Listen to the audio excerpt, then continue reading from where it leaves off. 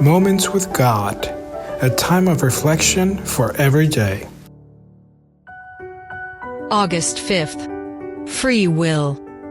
For that they hated knowledge, and did not choose the fear of the Lord. They would none of my counsel, they despised all my reproof.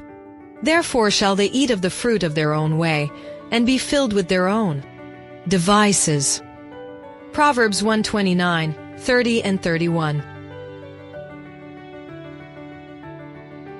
Are free will and freedom the same thing? How closely related are these two principles? What importance do they have in people's lives and deaths? Well, God endowed all his creatures with these faculties. He gave them all free will, which means that everyone has the possibility to choose between good and evil. In the Bible, we always find God inviting us to choose his path, to choose between life or death. This involves the free will of each creature to decide and choose what they want. No one chooses under pressure, or because they are programmed, or because that is their destiny. Rather, each person does so with complete freedom. Freedom, however, is the proper use of free will. True freedom is having correctly chosen the path to follow. Freedom is having chosen the path of justice, so as to live a just, perfect, and happy life. Freedom is lost when one chooses the path of death. God desires loving service from all his creatures. He finds no pleasure in enforced obedience. He grants free will to all so that they may render him voluntary service. As long as all created beings acknowledged the allegiance of love, there was perfect harmony in God's universe. No note of discord could mar the heavenly harmonies.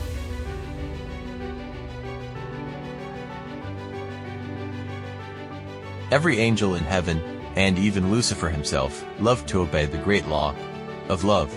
All was bliss. But one day, a sudden change occurred, one that perverted the freedom God had granted to his creatures. The desire for preeminence, the desire to be equal with God, appeared in Lucifer's heart, and faced with the possibility of error, he erred. Faced with the possibility of sin, he sinned. Faced with the possibility of choosing evil, he chose to rebel against God. He misused free will and corrupted the freedom of heaven. Yes, heaven. That's where evil began. That's where the tragedy that today unleashes overwhelming misery occurred.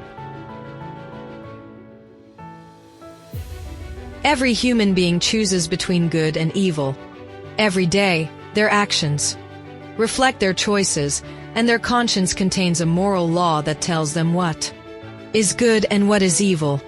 Without anyone watching or forcing them, each person makes decisions for good or evil. And in the end, they reap either happiness or bitterness. Free will remains a human faculty. If you wish, you can serve God and submit to his law. Or if not, you can do whatever you please and pervert your freedom. And, both in this life and in the next, the consequences will be bitter. Therefore, the path of life in freedom with God is better. Amen. Thank you for listening to this audio.